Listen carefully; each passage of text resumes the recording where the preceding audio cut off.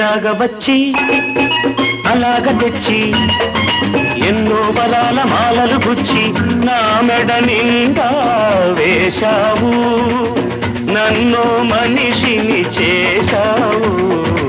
ఎలాగ తీరాలి ఈ రుణం, ఎలాగ తీరాలి, ఎలాగ తీరాలి రుణం, ఎలాగ తీరాలి.